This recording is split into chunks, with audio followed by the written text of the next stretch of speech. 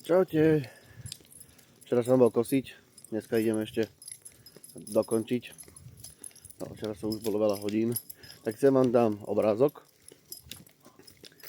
že koľko som pokosil na jednu nádrž. Tam, kde som bol, to malo 1400 m2. Spravil som polovicu a spálil som pol litra benzínu s tým Procraftom. Takže za mňa akože luxusná spotreba. A hovorím, dvojtak už nechcem. To, proste, to čo dokážete, že ten štvortakt nemusí mu absolútne vytínať. To na 3/4 plynu všetko kosím a zvláda to. Mám